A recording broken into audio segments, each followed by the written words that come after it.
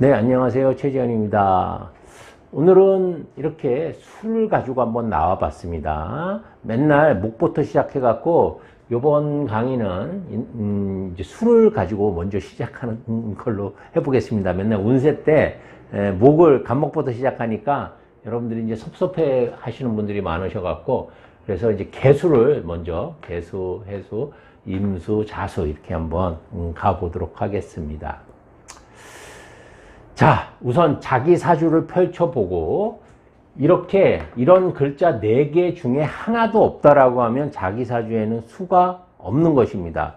물론 지장간 속에 수가 숨어 있는 경우도 있어요. 뭐 진토라든지 축토라든지 뭐 신금이라든지 이렇게 있을 수는 있지만 그것은 지장간에 있는 거기 때문에 실제 작용하고 사용하기는 굉장히 어렵다고 볼 수 있어요. 예를 들면 이렇게 신축 일주도 지장간 속에 개수가 이렇게 감춰져 있죠. 하지만 개수가 이렇게 감춰져 있고 만약에 이런 글자들이 없다라고 하면 실제 이 사주는 내가 배운 어떤 경험이나 지식들을 원활하게 사회적으로 사용하기가 조금 어려울 수 있다라는 점이에요. 그래서 그런 점에서 없다라고 하는 거니까 지장간 빼고 내 사주 원국에 이 4글자가 없다라고 하면 없다라고 인식을 하시고 이 수업을 들으시면 될 것 같습니다. 논어에 이런 말이 있죠. 인자는 산을 좋아하고 지자는 물을 좋아한다.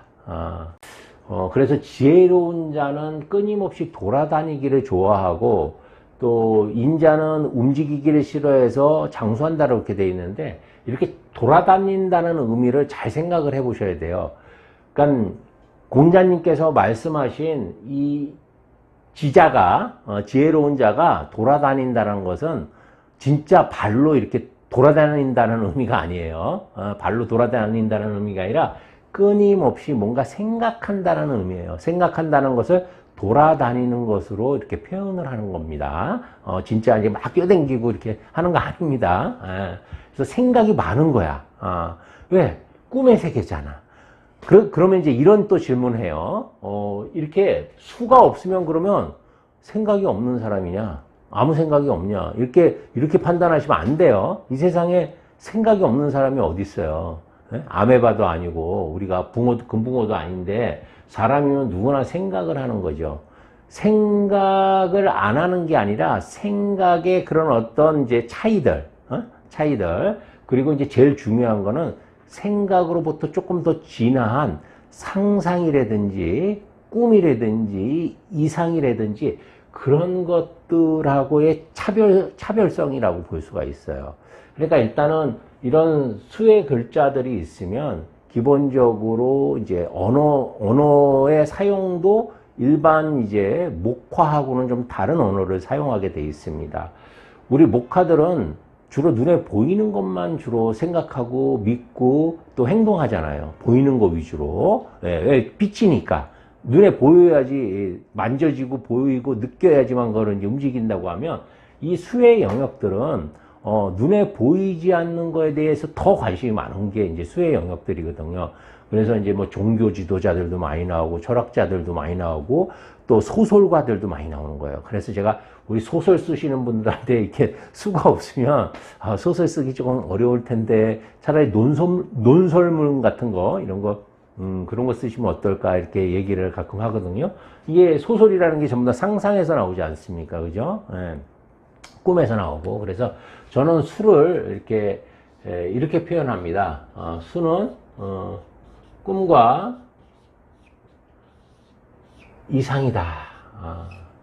그래서 이 꿈과 이상을 실현해 줄 수 있는 것은 금과 목이 되겠죠. 양쪽에서 금과 목이 이렇게 있으면 내 꿈을 도와주고 펼치게 하고 실현해 주는 그런 역할을 할 수 있겠죠. 그럼 뭐 토가 있으면 또 그 꿈을 담을 수도 있는 거고요. 그래서 이렇게 꿈과 이상을 이 수에 비교하는데 그러니까 수가 내 사주에 하나도 없는 분들은 요것이 좀 부족하다라고 볼 수 있는 거예요. 전혀 없다라고는 할 수 없겠지만 뭔가 꿈과 이상이 부족하다. 첫 번째 키워드입니다. 그래서 수가 없으신 분들은 꿈과 이상을 스스로라도 계속 키워나가야 돼요. 물론 내 몸에 없기 때문에, 내 사주 연구에 없기 때문에 스스로 만들어내기가 굉장히 어렵습니다. 어렵기 때문에 그것들을 인위적으로라도 연습을 계속 하시는 수밖에 없어요. 내가 없는 것은 우리가 처음에 자전거를 못 타더라도 계속 페달을 밟고 연습하다 보면 어느 순간에 잘 타게 되잖아. 그런 의미야. 그래서 근데 어떤 사람들은 나는 수가 하나도 없는데 우리 아들이 많아요. 우리 남편이 많아. 그거 아무 소용없어. 아니, 남편이 화장실 가는데 당신이 이렇게 시원하고 그러진 않잖아. 그죠? 그러니까 아들이 화장실 갔는데 내가 시원하지는 않잖아. 그런 의미예요. 그래서 남이 갖고 있는 건 아무 소용없어요. 그거는 또 궁합하고는 또 다른 차원이야. 제가 요즘에 이제 궁합책을 다 쓰고 출판사에다 넘겼는데도 불구하고 사파가 아직 안 나와갖고 사파 작가님만 지금 쳐다보고 기다리고 있는 중입니다. 작가님이 워낙 바빠갖고 10월 중순이나 넘어야지 그림을 준다라고 이렇게 해서 그냥 하향없이 기다리고 있는 중이에요. 여러분들 요번 궁합책은 진짜 누구나, 중학생 이상이면 누구나 읽어볼 수 있는 꿈과 이상을 실어서 이렇게 펴냈습니다. 제가 2년, 3년 그동안 쭉 갖고 왔던 생각들을 아주 쉬운 언어로 표현했으니까 많은 이제 구독 부탁드리겠습니다. 어쨌든 그래서 이 꿈과 이상을 스스로 만들어야 되는 그런 숙제를 안고 있다라고 보시면 돼요. 그게 첫 번째 키워드고요. 그리고 이제 눈에 보이지 않는 것도 믿으려고 노력을 해야 돼요. 그리고 그것이 왜 실제적으로 중요한지도 인식을 하는 게 굉장히 중요합니다. 실제 세상이 운영되는 것은 눈에 보이는 거에 의해서 움직여지는 게 아니라 눈에 보이지 않는 거에 의해서 만들어지고 운영되는 거거든요. 우리 지금 여기 산소가 눈에 보이지 않지만 산소가 있잖아. 그래서 우리 숨 쉬고 있잖아, 이게 지금. 그런 의미라고 보시면 돼요. 그 다음에 이제 두 번째가, 이게 이제 실질적으로는 여러분들 피부에 제일 와 닿을 텐데, 만성 피로예요, 만성 피로.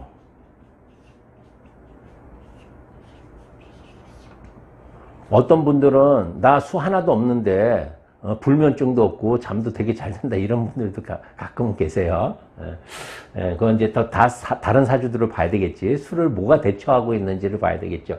근데 이 만성 피로라는 의미는 왜 생기냐면, 수가 없는 사람들은 수라는 게 기본적으로 뭐예요? 어둠이죠. 겨울이죠. 밤이죠. 우리 밤에 뭐 해? 밤에 막 뛰어다니고 춤추고 놀지 않잖아. 열심히 일하지 않잖아. 다 누워서 자야 되잖아. 꿈꿔야 되는 시기잖아요. 꿈의 시기잖아요.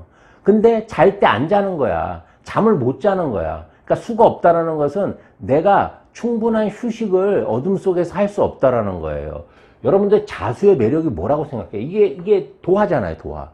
자수가 어떤 매력이 있는 것 같아? 어둠의 매력이거든요. 어둠이라는 것은 자기가 들춰내고 싶지 않은, 감추고 싶은 비밀들도 전부 다 감춰줄 수 있고요. 또 눈을 감으면 되게 편안해질 수 있는 것이 바로 이 자수의 매력이에요. 모든 것들이 동굴 속처럼 보호되고 감춰질 수 있다는 거예요. 그래서 자수들, 해수들한테는 비밀 얘기를 해도 그렇게 퍼져 나가지 않아. 잘 지켜줄 수 있어. 왜? 동굴 같은 역할을 하거든. 그게 매력이에요. 자수의 매력, 해수의 매력. 근데 이제 목화는 조금 이제 좀 다르죠. 그래서 이렇게 어둠 속에서 휴식을 충분히 해야지 뭐가 될 수 있냐면 복원이 될 수 있어요, 복원. 여러분들 관상에서 요 코 여기 있잖아요. 여기가 이제 상근이라고 해갖고 여기가 이제 복원역이거든. 근데 사주에서는 이 복원역을 담당하는 게 이 수예요, 수.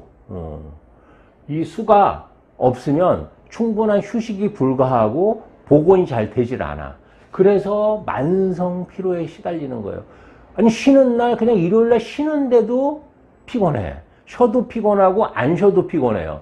그리고 또 쉬라고 해도 쉬는 것 자체가 마음이 불편해. 수가 없으면 그렇습니다. 수가 없이 뭐 인호술로 돼 있다든지 화목만 잘 돼 있는 사람들은 쉬는 걸 잘 못해. 그래서 제가 이 수가 없는 사람들은 항상 매년 5월 달에 조심하라고 하거든요. 그때 사건, 사고가 많이 나. 4월이나 5월에 더울 때요. 그래서 우리가 이제 4월에 쉬는 거하고 또 5월에 쉬는 거하고 다른데, 그건 나중에 화시간에 또 자세하게 설명드리도록 하겠습니다. 그래서 만성 피로, 그러니까 복원이 될 수 있게 내 몸과 정신이 복원이 될 수 있게 준비하셔야 된다라는 거예요. 그러니까 수가 없으신 분들은 첫 번째 꿈과 이상, 그 다음에 만성 피로에서 탈출할 수 있게 해줘야 된다는 겁니다. 그 다음에 세 번째는 뭐냐면, 수라는 것은 섞임이에요, 섞임. 그러니까 섞임이라는 것은 마치 우리가 콘크리트를 배합할 때 이렇죠. 자갈이 있고 시멘트가 있어요. 그때 물을 보줘야지만 이것이 이제 믹서가 돼갖고 이제 섞이기 시작하죠. 근데 수가 없으면 세상 사람들, 그러니까 모든 인생이라는 게 결국은 뭐냐면 사람이에요, 사람. 인간관계라고, 인간관계. 특히 지지는 전부 다 인간관계예요. 이거 지금 다 인간관계들이라고. 이게 꿈과 의지라고 보면 이건 인간관계들이란 말이야. 그럼 그런 인간관계들이 잘 섞여져야지 인간 속에서 절망도 하지만 다시 희망도 얻을 수 있는 게 이제 인간관계거든요. 인간이라는 것은 혼자 사회적 동물이기 때문에 혼자 사는 게 굉장히 힘들어요. 정말 무슨 진짜 고승들, 공부가 많이 되신 그런 고승분들 중에서도 뭐, 예를 들어서 봄, 여름에 태어나면 그것도 이제 수도하기가 어렵겠죠. 예. 그렇지만 하여튼 이렇게 섞이는 작용에서 문제가 발생하는 게 수가 없는 사람들의 최대의 약점이라고 볼 수 있어요. 그러다 보니까 인간관계가 항상 뭐예요? 그냥 원자폭탄 같아. 그리고 나 혼자 소외된 것 같고, 나 혼자 뭔가 이렇게 왕따 당한 그런 느낌이고, 항상 외로운 것 같고, 다른 사람들의 자꾸 눈치를 보게 돼요. 그래서 이 섞임이 안 되기 때문에 그렇거든요. 그래서 이것으로부터도 자기 스스로가 바뀌어야 돼. 그러니까 이게 이제 십성적으로 보면 이제 관이라는 개념이 좀 있으면 그래도 사람들한테 섞이고 들어갈 수 있는 또 어떤 통로가 좀 생길 수가 있는데, 만약에 이제 그런 그런 성향도 좀 부족하고 또 내가 굉장히 응축하는 그런 기운, 압축하는 기운만 더 강하다고 하면 계속 동굴 속으로 숨을 수밖에 없어요. 그래서 이렇게 섞이는 게 잘 안 될 때는 자기 혼자 너무 애쓸 필요가 없어. 꼭 섞여야 되겠다. 내가 꼭 저 무리에 들어가서 뭔가 이렇게 한 자리 해야 되겠다. 이런 생각할 필요가 없어. 내가 못하는 것은 인정하는 것도 방법이에요. 나한테 그런 재능이 없으면 그냥 없으면 없는 거대로 그냥 포기하는 거야. 인위적으로 노력하는 것도 물론 중요하지만 어차피 잘 안 된다고 그러면 도움을 받으면 되는 거야, 그때는. 누구의 도움을 받냐? 이때 목의 도움을 받으면 돼요. 목화의 도움을 받으면 수는 바깥 세상으로 손잡고 나갈 수가 있어. 그러면 도움을 받기 위해서는 뭐를 해야 돼요? 내 진심을 보여주기만 하면 돼요. 그래서 그때는 내가 정말 믿을 수 있고 내가 좋아하는 사람한테 내 손 잡고 밖으로 좀 나가줄래? 라고 이렇게 얘기하면 되는 거야. 어차피 인생이라는 것은 다 짐이고 빛이에요. 남편도 빛이고 짐이고, 또 뭐 자식도 빛이고 사랑도 빛이고, 다 짐이고 빛이라고. 그래서 솔직하게 그냥 나는 혼자 나갈 자신이 없으니까, 나가는 법을 잘 모르겠으니까, 잘 섞이는 법을 모르겠으니까 네가 좀 도와줘라고 얘기를 하면 돼요. 힘들 때는. 그게 남편이 됐든 친구가 됐든 뭐 남자친구가 됐든 여자친구가 됐든 뭐 자기 아들이 됐든 딸이 됐든 상관없습니다. 그래서 이렇게 섞여야 된다라는 거. 제가 그래서 이 수가 없으신 분들이 참 뭐 불쌍해. 근데 다른 사람들한테는 또 노출이 잘 안 돼. 노출이 잘 안 돼서 다른 사람들은 다 씩씩하고 잘 사는 걸로 다 보거든. 왜냐하면 그늘진 데가 없으니까. 특히 목화가 발달한 사람들은 또 밖에 나가면 되게 신나고 활기차가 파이팅이 있잖아, 파이팅이. 그러니까 몰라, 힘든지. 근데 힘듭니다. 수가 없으시면 우리가 하루에 잠 한 번만 못 자봐. 하룻밤만 꼬박 새도 몸이 얼마나 힘듭니까? 근데 이분들은 365일 죽을 때까지 한 번도 마음 편안하게 푹 휴식을 취할 수 없다라는 거거든. 그래 얼마나 힘들겠어. 그래서 이럴 때는 이제 뭐 개운법을 이렇게 좀 써주는 것도 도움이 되겠죠. 예. 뭐 개운법은 뭐 여러 가지가 있습니다. 개운법은 또 따로 나중에 개운법에 대해서 설명을 드리도록 하겠습니다. 그래서 오늘은 크게 이렇게 세 가지만 가지고 수에 대해서 한번 얘기를 한번 해봤습니다.